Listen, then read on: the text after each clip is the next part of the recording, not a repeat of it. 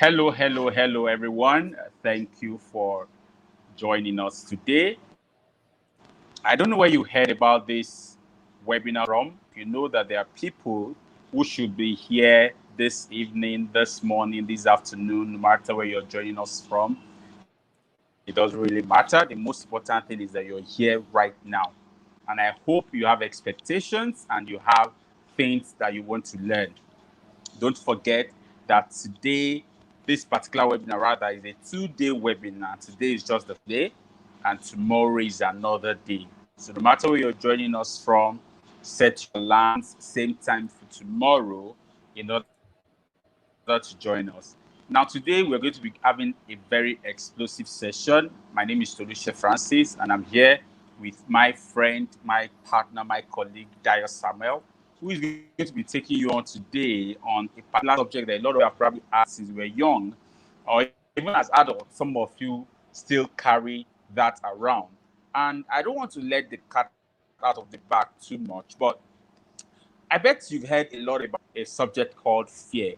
I mean, to tell you how developed that word fear is, which is also translated to mean phobia. We have had different types of phobia being curated and given names in the world. You have agoraphobia, something phobia, that one phobia. That's to tell you how the subject of fear has become a universal and a global phenomenon. And that is why for today, we want to look at this subject called fear. Does it exist? Is it real? How can fear take place? How much of fear do I really need? Does fear even exist before something happens? Or what am I even afraid of? What I'm afraid of? And I don't know what it is that you have experienced or that has brought to that point where you're even afraid to take any step at all. I don't know what has happened to you in times past that when they mention that thing to you, you're traumatized. I don't know what it is that you have refused to do just because you're afraid that it might not turn out well. You know how they say things like it will end in premium tears. So I don't know if that is what is driving you. But what I want you to do tonight is to drop whatever it is that you think you know about fear and trauma. I want you to drop what you think you know about fear and trauma and set yourself ready to pick up new things today. Now, what am I saying in essence? Be prepared to unlearn whatever it is that you think you have learned before now.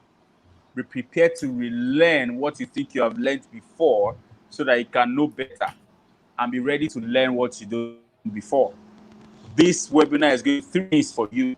It's going to help you to unlearn what you think you know because you need to get new knowledge and you realize that what you have learned before is nothing.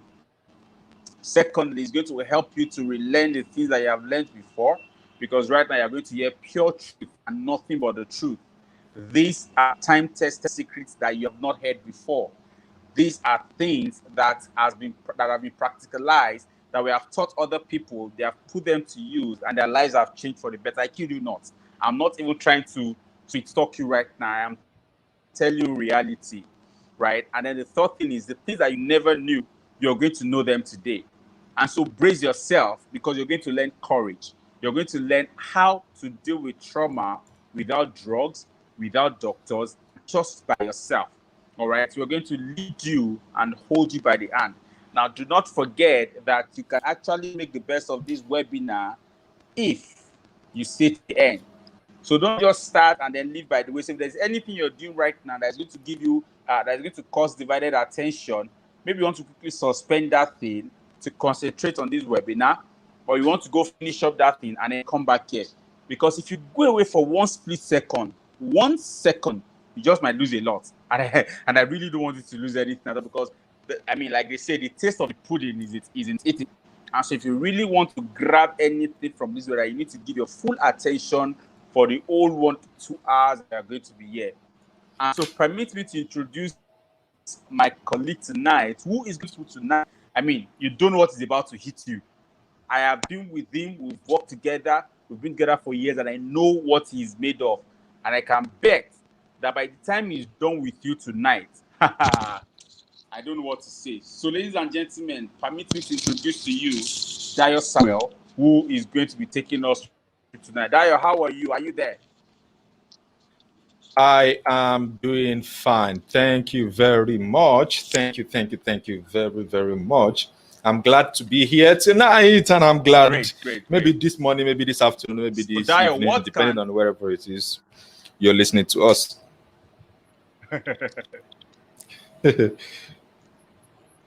Great. What should people expect tonight? I know you are loaded. What should they expect?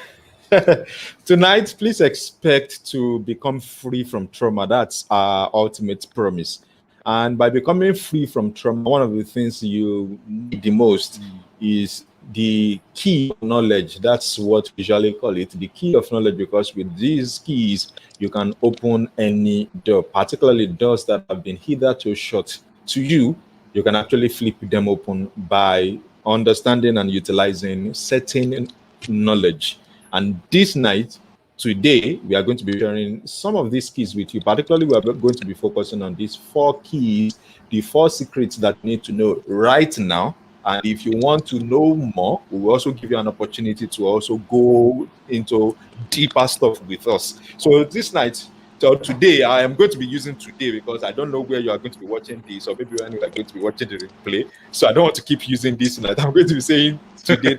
You're right. So today, prepare yourself, and we are going to have a really, really good time.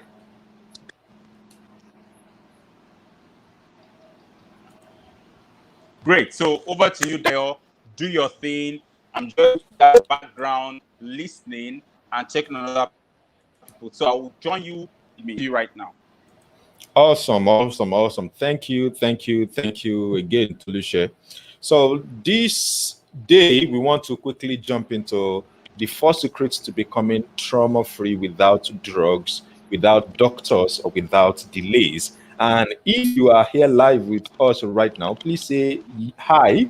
Just say hi in the comments so that all of us know that we are not alone here right now, so that we know that we are joined by the host of every other person who's currently watching this live, who's currently joining us. So if you are joining us live right now, please say hi in the comments. Let's know that you are here with us. Let's know that you are here with us. Let's know that you're here with us. So please say hi. Please leave a comment. In fact, maybe you should even go ahead and introduce yourself while I go ahead right now and begin this conversation on the 4 secrets to becoming trauma. And as my friend Tolushe has mentioned in the beginning of this session, the goal is we want to not only give you knowledge, but we also want to give you tools that you can use. Thank you very much, Obaje Sylvester, my guy at DSRM. Thank you, Julius, for joining us. Thank you, Shogun, for joining us. Thank you, Fisaya, for joining us. It's very good to have everybody. Please, if you can, please share this link with others so that they can also join as well. Now, let's quickly discuss this.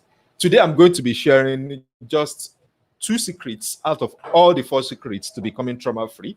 And as I mentioned, we are going to give you the opportunity to go deeper, to go further with us. Now, for this particular session, I'm going to be sharing only 2 secrets. And these 2 secrets that I'm going to share with you, if you utilize them, they are going to radically alter how you respond to trauma. Now, first thing first, and as Tolusha mentioned in the beginning, one of the things that I've found in my own experience and in my work with clients is the fact that anytime there is trauma, one of the key things that a lot of people need to first of all understand is the fact that whenever there is trauma, there is fear. Whenever there's trauma, there is fear. And when I say trauma, I'm referring to the fact that with whatever it is that may happen, whether sexual abuse, emotional abuse, community violence, civic unrest, like you recently just had, whether it's even natural incidents or whatever it is that may happen, anytime any of this takes place, fear is one of the tools that allow this trauma to go deep. And so I'm going to be explaining to you some of the things that go on inside your brain anytime trauma happens. Okay. Now, I will here want to mention how do you know when trauma has actually happened? How do you know when traumatization happens? So I'm going to first of all explain that. So let me here share a screen here with you. Let me share a whiteboard here with you so that I can actually draw so that you can see me. So awesome. So at this point, I'm going to be drawing on my screen in order for you to see me very well. All right. So what happens when traumatized, or how should I say it now? Let me say it this way. Let me say, how do you know when traumatization happens? When trauma has actually taken place? You need to how you know that trauma has actually happened is when trauma happens when the threat is greater than resources. Do you get that? So trauma happens when threat is greater than resources. And when I say threat is greater than resources, what I mean by threat, I'm going to explain in a short while. If you can understand this in the first instance, it kind of creates a lot of relief for you. Again, I'm going to repeat what I've just said. Trauma happens when your internal or external resources, so internal or external resources, whether internal or external resources, trauma happens when internal or external resources are not sufficient enough to handle whatever it is that threatens your survival, whatever it is that threatens whether your livelihood, threatens your ability to cope at that point in time, anything that alters that the resources you have, if the resources you have are not able to handle the threat you are currently facing, trauma happens. So let me give you a couple of things that will help you understand that a lot more. So let's say that at this point, I think I need to change my pen here so that you can understand this a bit. So let me explain what this means. Internal resources, maybe your resilience, maybe your ability to fight back, maybe your ability to run away, maybe your ability to handle that particular situation. Externally means that that thing is overpowering. It makes you feel helpless. It makes you feel as though you can't even be the kind of person you truly want to be in that particular context. That is what I mean by external resources. Now, another way to know when traumatization happens is when, at this point, let me create a new page so that it's easier to explain that. So let me create a new page here. So let me explain this one this way. How do you know that traumatization has happened? I'm going to simply use an illustration here. And let's say this is a triangle. Let's call this part your resources. So let's call this part your resources. Let's say this is your resources, or this triangle represents resources.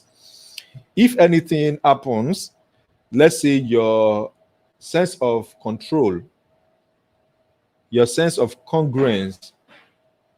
And when I say congruence, it means when your inner world and your outer world are kind of in alignment. I'm being distracted here actually.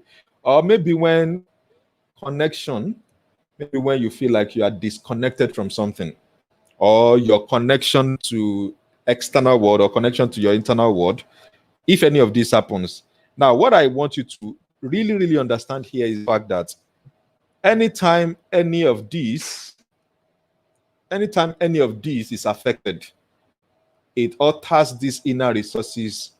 And when threat happens, so let's say something happens and your sense of control is tampered with, your sense of congruence, your sense of I am the same person as always is affected. Or maybe your sense of connection to maybe someone you love, somebody that you care about, or maybe something that you admire a lot, maybe that sense of connection is tampered with. Anytime any of this happens, trauma takes place. And as I mentioned earlier on, trauma is when that threat is greater than the resources you have. Okay? What are some of the things that can affect, that can create this imbalance in the sense of things that you, maybe things to control, your congruence or your sense of connection? Some of the things that can create that are things like maybe physical abuse. So let's say physical abuse, sexual abuse, maybe emotional abuse, maybe there's even psychological abuse. So maybe there's psychological abuse, maybe domestic violence. These domestic violence, let's say maybe natural disaster, maybe an earthquake, or maybe an earthquake or something of that nature happens, that can create trauma. Another thing is maybe the death of someone, the death of loved one can create trauma. When you witness a war, so maybe war, when you witness a war, or maybe you witness a genocide. Of course, when we say genocide, a case in point that will look like genocide is what happened at Lekki in this October of 2020 during this census protest. That's somehow like a war and maybe a mini genocide. Genocide is when people are killed, particularly maybe by people in power, by people of the same kind or same kindred. Now, when any of these things happen, or maybe let me even add another one, maybe there's civil unrest. Civil unrest. All of these can create trauma. All of these can affect your sense of control, can affect your sense of congruence, your sense of balance, can affect your connection, maybe connection to something you love. So, for example, COVID-19 has been sufficient trauma for some people. Some people have actually experienced trauma because of COVID-19. And when I say trauma because of COVID-19, what I'm referring to is the fact that they are used to certain kind of lifestyle. They are already used to certain type or for a long time, they have enjoyed certain type of life. They've been experiencing certain lifestyle before now, but suddenly something just happens and then it alters everything they have always known, everything they have always used to. That is some form of trauma. Do you get me now?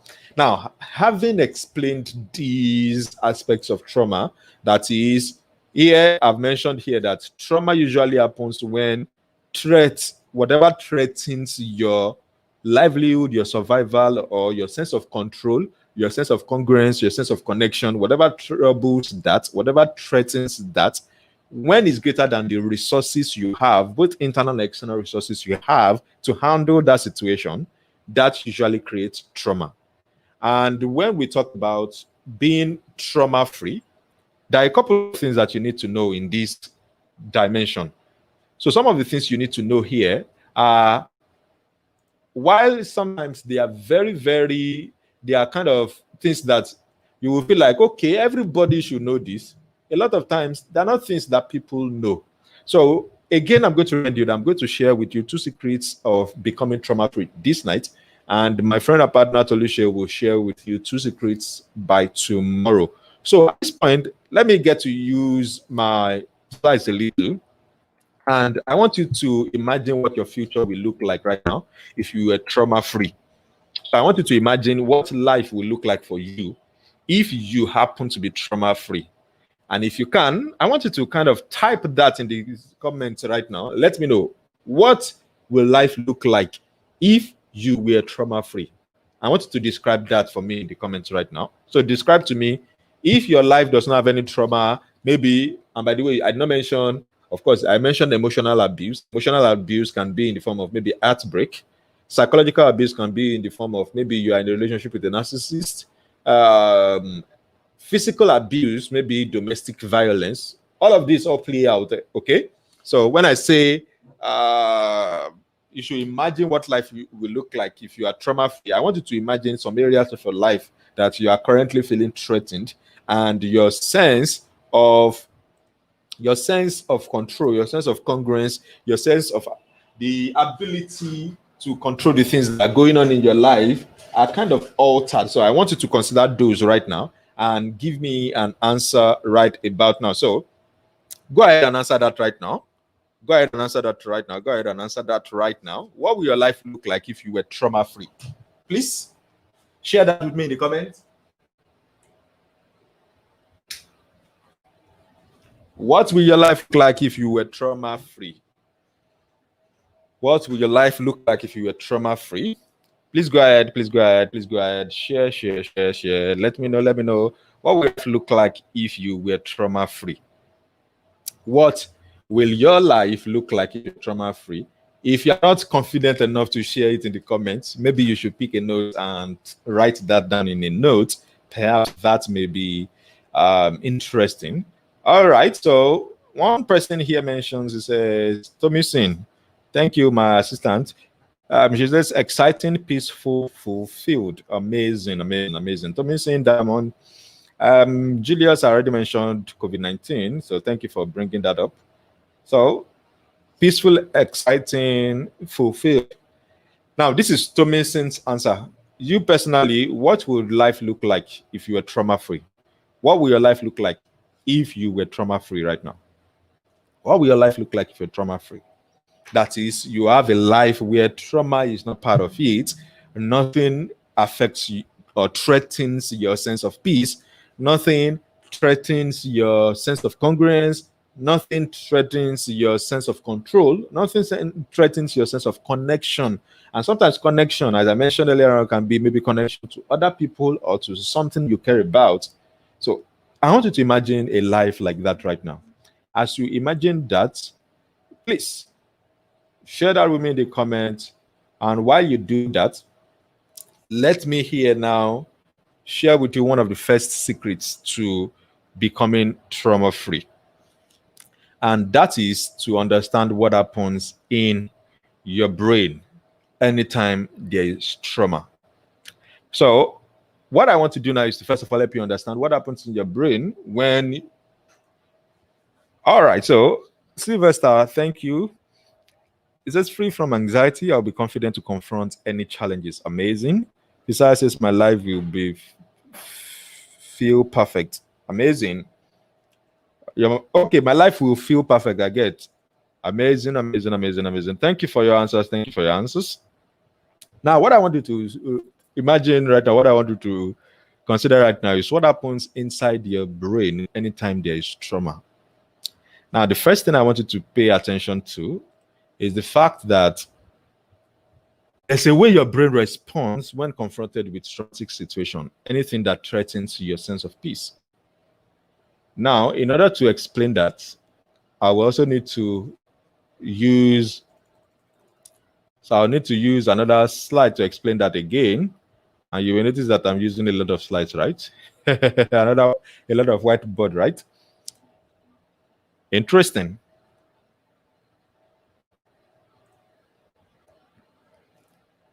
So what happens in your... Now, there's what is called your amygdala. Now, the amygdala is a very tiny organ that sits somewhere around the center of your brain. And what that does is anytime anything threatens your peace, threatens your survival, it sends a signal and lets you know that, hey, you need to be at alert. You need to be at alert. You need to, whether you need to run away, whether you need to stay, or whether you need to go, it keeps suggesting that to you almost every time. And what you need to understand is that your brain, because of the way your brain is designed by God actually, your brain is designed to, should I say, to do two priorities. So let me mention here, there are two priorities that your brain has. And the first priority is safety. So your brain wants to keep you safe, wants to keep you alive, wants to keep you emotionally safe, physically, emotionally, and mentally. And then the second priority of your brain is efficiency. So it wants to conserve energy. It doesn't want, it wants to conserve energy so that it can do more with less. So your brain quickly learns that something is threatening to your peace, quickly learns that, okay, this is good, this is bad, and then quickly sends signals to your body so that next time, or if this is happening again, I can quickly avoid it. So I want you to notice this right now. Your brain has two priorities. First is that of safety. Your brain wants to keep you physically, emotionally, and mentally safe. Then your brain wants to be efficient. It wants to conserve energy. So your brain is always learning how to do things. It's learning how to do things in this so that it can predict what is going to happen to you. So sometimes when you sense trauma happening, or maybe the trauma is actually happening, your brain sends you signal to let you know that this is threatening to your life. And so because it's threatening to your life, it now begins to inform you that you need to either run away, you need to stay, or you need to go away. And by the way, when I mention this, there's also something I need to also help you understand. And it's the fact that anytime there is trauma, as your brain is trying to help you to be emotionally, physically, and mentally safe, your brain is also learning these three things: your response to guilt, your response to regret, and your response to shame. Now, you may be wondering, what does these three things mean? What does trauma, what does shame or trauma or this, what does it have to do with what does trauma have to do with guilt? What does trauma have to do with regret? What does trauma have to do with shame? Let me explain that. Now, guilt in the first instance is first of all something you do or something you have done in the past, which is bad. Regret is something that you didn't do in the past. Shame usually is not about the past. Shame usually is about the future, because it is like the deeper part of the emotions that you experience anytime there is trauma. So there are times you experience trauma and then you feel guilty for your contribution to that trauma.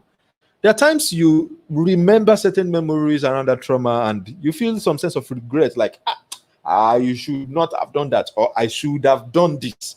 And then there are times that you feel like, so it was me that did that. And at that point, when you are relating with shame, you are literally relating with your identity at that point. So guilt and regret are more about your actions or your inactions. But shame is more about your identity in that particular scenario, that particular situation. And it's very important to understand how you relate with these three emotions, because these three emotions, working with fear, they can literally keep you bound. They can literally keep you stuck in one place. And by the way, when trauma happens, people are stuck, right? One of the reasons why they are stuck is because of these three emotions: guilt, regret, and shame. So they are feeling guilty for what they did, so they can't move forward. They are feeling regretful or remorseful for what they did not do, and so they refuse, or they have chosen, or they are unable to move forward. Now notice my language. I'm saying they refuse, they choose, or they don't have their capacity to move forward. But the third part, which is shame, is that because of what happened, they have lost their sense of self. They have lost their sense of identity. They have lost their sense of this is who I am. This is what I am. This is what I can do. This is what I cannot do. So they are only looking at the action, the inactions I've done in the past. Now, let me give you a little example here, and let me even tell you a little story. So I have someone who happened to have experienced trauma by reason of road accident. And now the trauma that this person has experienced by reason of a road accident, anytime this person remembers that incident, the same feelings of terror, fear, anxiety comes rushing over the person, because this person has not taken care of the emotions attached. And by the way, in order for emotions to be attached to any incidents, amygdala, along with the hippocampus and the hypothalamus, get to work together, or the two of them get to work together, so they keep certain parts of that experience that you have. So if somebody slaps you, you will remember the person, or anytime you see the person, you remember the slap. Because at the moment that slap took place, what your brain did is to quickly learn that, okay, this person can threaten your security, this person can threaten your sense of control, this person can threaten your sense of congruence.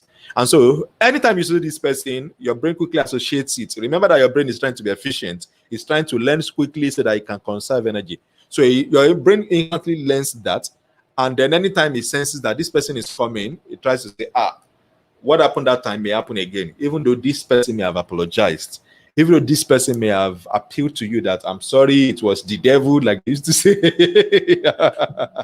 So this person may have apologized, but that will still keep coming up in your mind.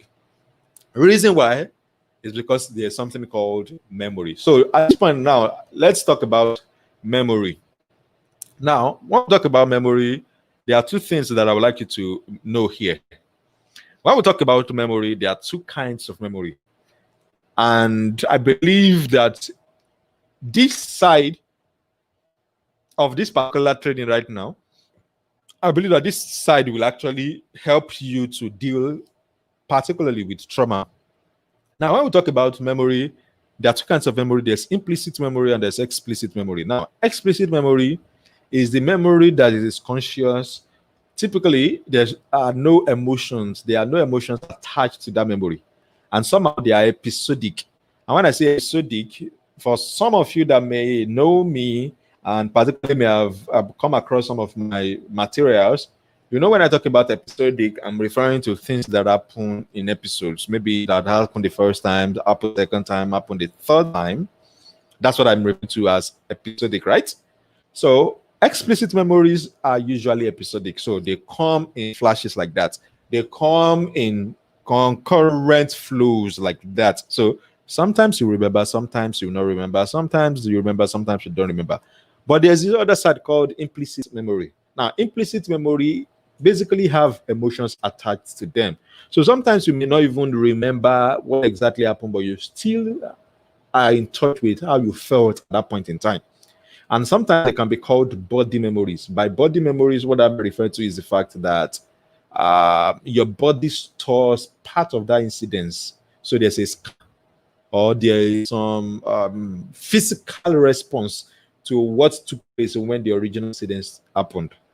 And sometimes they can be referred to as procedural memories, which means that there's some physical response, whether autonomic or automatic response. So automatic response or autonomic response are responses you find with. So something happens, you jack or you jerk, depending on how you pronounce it. So something happens and you jerk, and something happens and you feel a particular emotion. But at a later time, you can still feel that emotion, even though that thing is not happening again. At that point, it has gone beyond physical explicit to implicit, where there is now some emotions and physical response attached. Now, what I want you to note here is, and I want you to answer these three questions right now. So, first question is, do you have overly active fear neurons? And I know you might be wondering, what does overly active fear neurons mean? What that means is that anytime anything is happening or going on around you, or maybe you are even looking forward to something happening, maybe you are thinking towards fear a lot of times. Maybe you are always thinking of, oh, fear is what usually comes to your mind. So maybe you need to, maybe at this point, I need to ask you, does that always happen to you? Do you have overly active fear neurons? And in case you're wondering what are neurons, neurons are basically little synapses in your brain that learns everything that happens to you at any point in time. So, as you're listening to this right now, your neurons are being fired, or neurons are firing.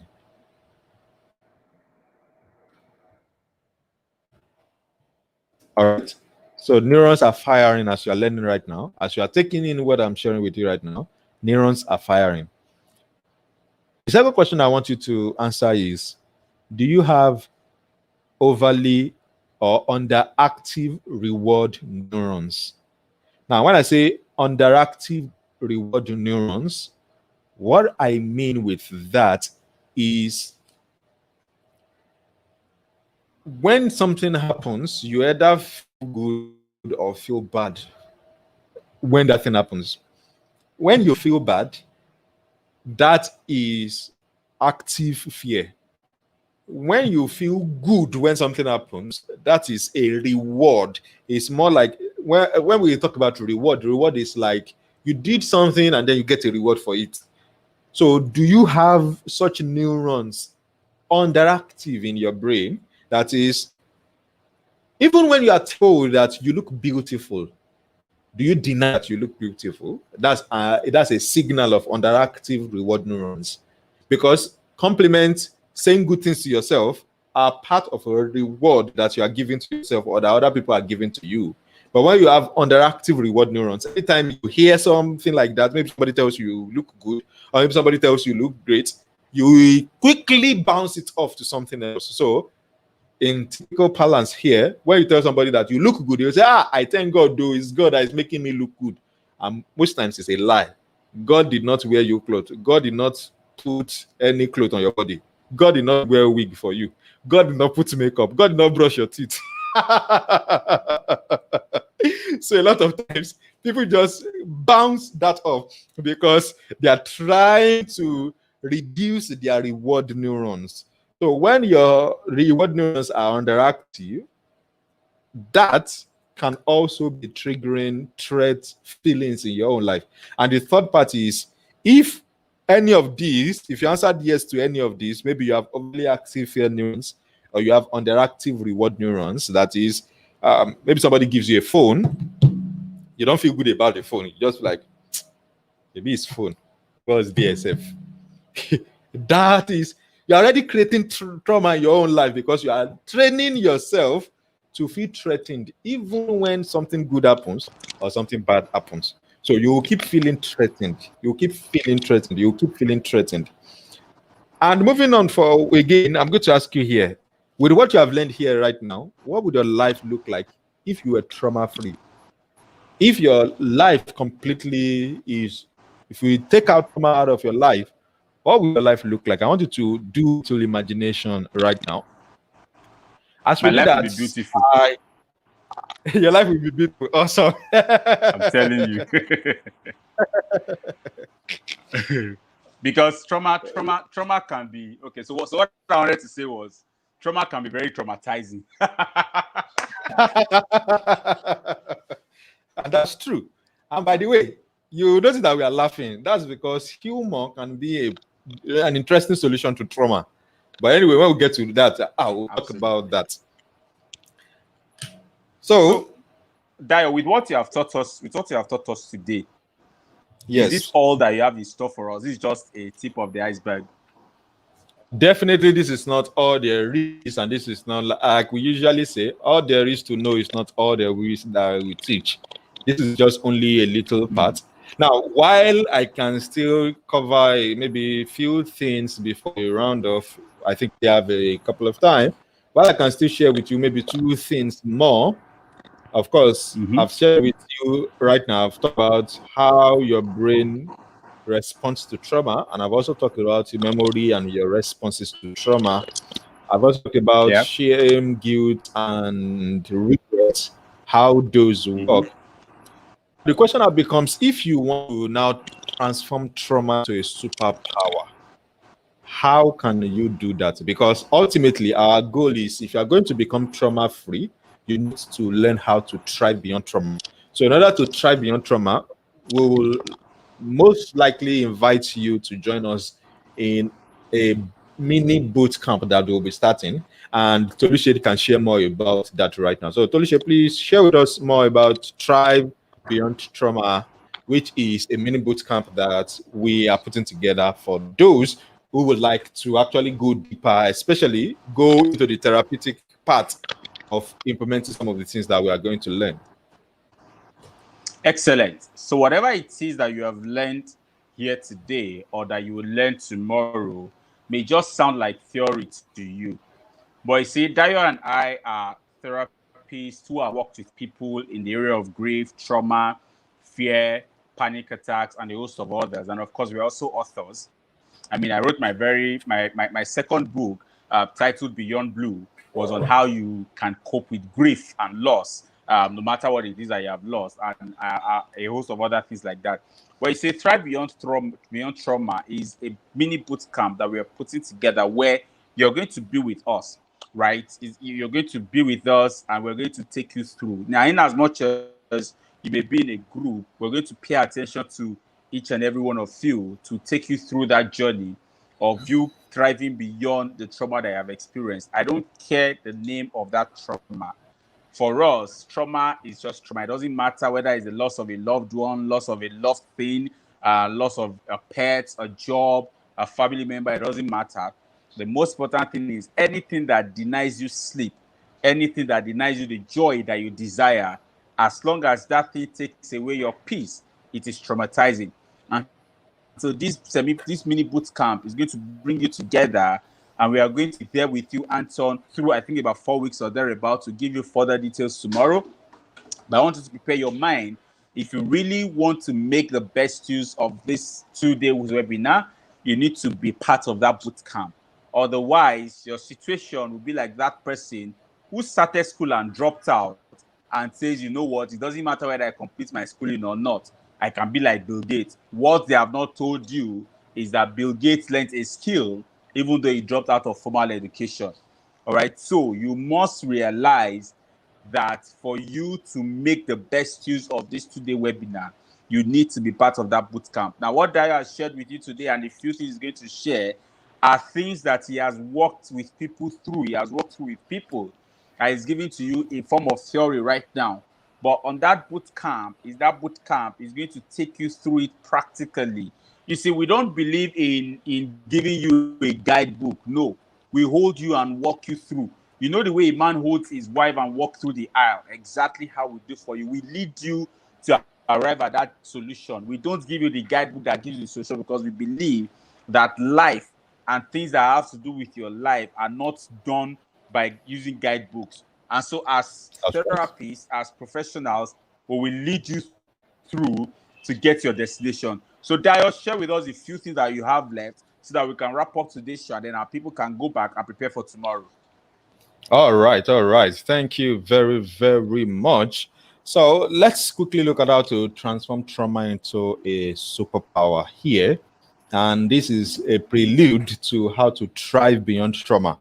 So let's look at these. So what I would like to first of all share with you here is when anytime you experience trauma, at first you may have felt terribly wounded or taken advantage of, which is something that usually happens. You remember that I mentioned that when trauma happens, people usually feel like their sense of control, their sense of congruence, their sense of peace is kind of threatened, right?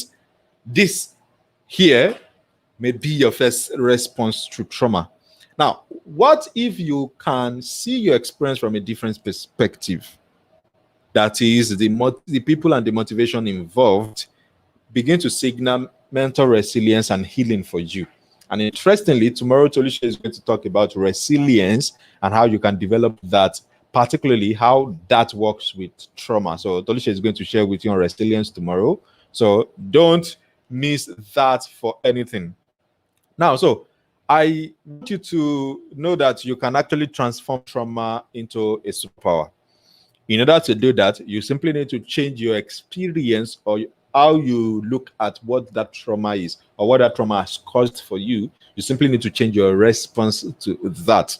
Now, of course, this is a tip of the iceberg, right? Now, another thing you need to also know is that if you learn to increase mind-body awareness, you can eventually enjoy that you are no longer held hostage by your reaction to trauma. So your reaction to trauma could be maybe panic response or pain. It may be that anytime you remember the thing that happened to you, you may be having panic responses, even though they are mild responses and there can be very acute ones, or maybe even mild pain or very acute pain. You get? So you can learn to read your body. You can learn to soothe your body. and you can learn to let the fear go away. Now, I always see this in our classes, especially in the fear resolve process. I say that there is nobody on the face of the earth who is described as fearless. And when I say fearless, I'm referring to the fact that there's no literal person who doesn't have fear. That's what I mean. So when we say somebody is fearless, it doesn't mean that they don't have fear. It means in a particular context, they are fearless. Everybody on the face of the earth has fears, including the people you look up to, including your pastor, your imam, your leaders, including Buhari, including Bill Gates, including Jeff Bezos. Everyone has fears. Only that everybody has their fears to different degrees. All right. So if you can learn how to manage or to change your response to that fear, then you can gain a truer sense of just how sensitive and capable you are. Now, at this point, I'm also going to mention something very, very important. And that is that when you learn some of the things we are going to share with you, which is going to come up in, of course, with some of the things that Tolisha is going to share tomorrow, and with what you are going to learn in Thrive Beyond Trauma, you are going to find what I call renewed meaning and purpose. So here's how this works. You may have heard that people say that everything happens for a reason, or that what doesn't kill us makes us stronger. How many of you have heard that before? That what doesn't kill us makes us stronger. If you have heard that before, say yes in the comments. Let me know that you've heard that before. That what doesn't kill us makes us stronger. Now, while you're answering that, what I want you to understand about that is the fact that anytime there's trauma, anytime anything threatens your sense of peace, anytime anything threatens your sense of control, your sense of congruence, or your sense of connection with other people or with someone thing or someone that you care about, what you need to know is when that threat happens, there is something positive that you can learn from that. Thank you for those yeses. There is something you can learn from that. There is always something you can learn. A lot of times we are the ones who are not learning something positive. And here I'm going to explain a little bit here. So when we say that you can learn something positive from a negative incident, and I'm going to repeat that statement again. You can learn something positive from a negative incident. Let me cue you in to something, to part of the characteristics of your brain that I mentioned earlier on. You remember I mentioned here that your brain has two priorities. First is your safety, second is efficiency, right? Now, every time anything happens, anything at all as it's happening, your brain is learning. It's learning to be efficient. It's learning to conserve energy. It's learning to do more with less. And if you don't take charge of that learning, if you don't kind of guide your brain, because your brain has the second priority, which is safety, of course, if you want to be safe, what do you need to pay attention to? You need to pay attention to negative things, right? If you are not careful, if you are not intentional, your brain will learn more of the negative things to avoid than even the positive things you want in your life. So when I say that you can learn something positive from a negative experience, it means that as that thing is happening, you can guide your brain's efficiency so that it learns something positive from that negative incident. All right. So let's say rape happened. The rape may have been interpreted as I am helpless. I could not do anything. I cannot fight back. I am totally out of control. It's because the guy, maybe it's even shame or guilt. You are blaming yourself and saying that this guy, it was because I love him. That was why he was able to rape me. Or maybe because it was because I went to his house. That was how he tried to rape me or whatever. Now, all of those narratives are things that we'll talk about in Thrive Beyond Trauma, right? What I am letting you know here is that while you are making those narratives, you are teaching your brain to be efficient in paying attention to the negative things that have not worked, rather than paying attention to the positive things that should be working. And so it's important you learn that. It's important that as you learn you learn to develop renewed meaning and purpose from whatever may have happened in your life. Thank you, Julius, for that. See that you can learn something positive from a negative incidents. Thank you for that. Thank you, Tony. Thank you, Tomisin.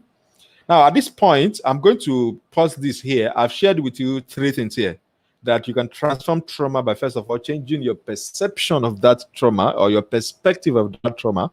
And when I say perspective of trauma, I am referring to the fact that anytime you are feeling anything, there are three things that are running at the same time. Number one is perspective.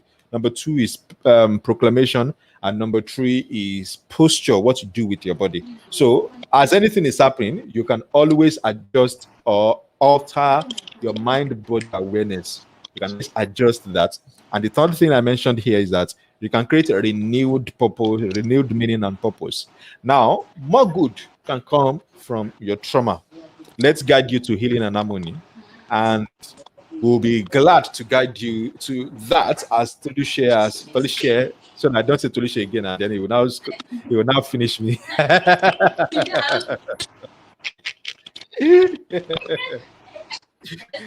So this is where I'm going to pause. You know, I'll come for you.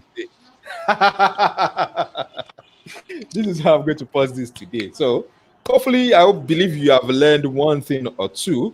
And at this point, I would like for you to share what is it that you have learned from this session today. Please share that in the comments as I bring back my friend Toluche back to the stream. All right. And if you have questions, please go ahead and ask right now. Thank you so much, Dayo.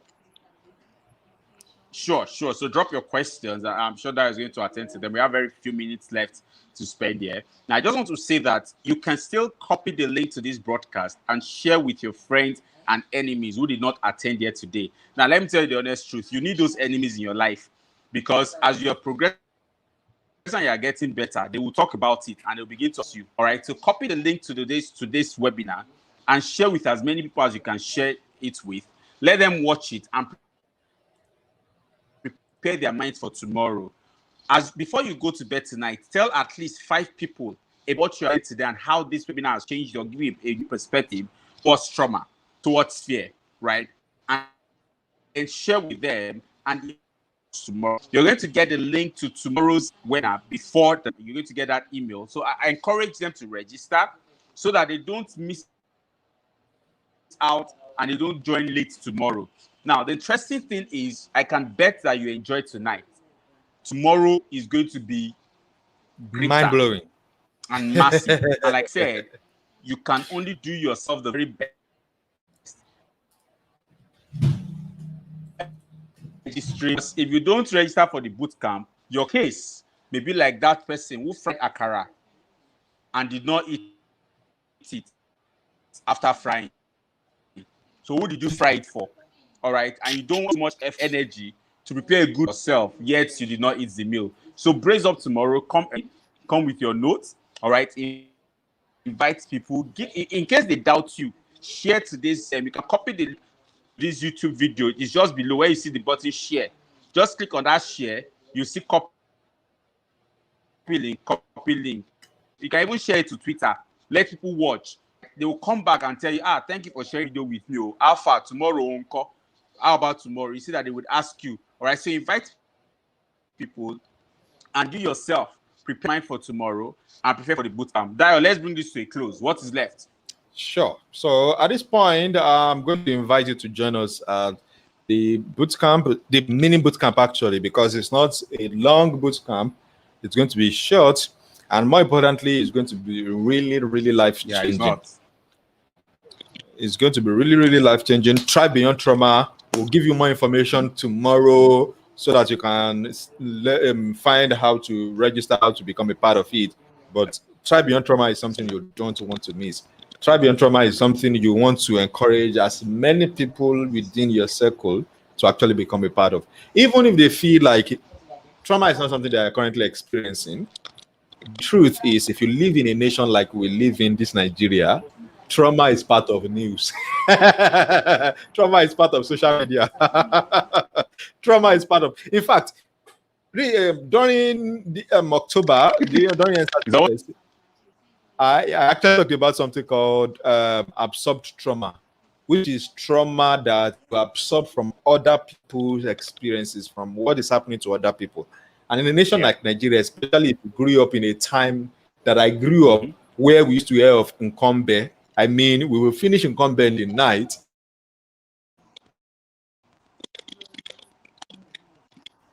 Because we hear of Nkombe, and those days of Nkombe, you'll be hearing ew, ew on radio.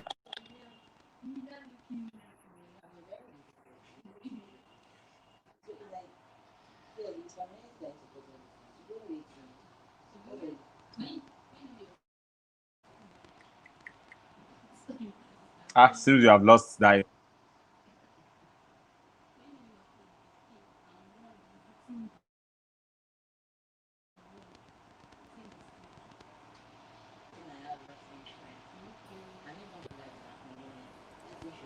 All right.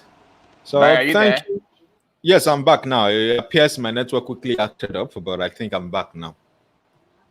So I've learned a lot.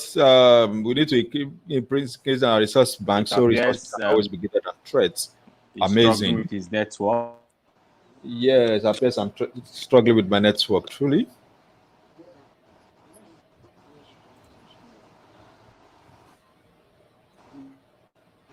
All right, let's bring this to a close. Thank you, everyone, for joining us tonight, today, this morning, wherever you have joined us from. Like we said, share with everyone and invite them. Maybe not here, but the webinar will be on again tomorrow, final day. All right, and I will be sharing on resilience. We need a whole lot of resilience in the world today. Too many things are happening.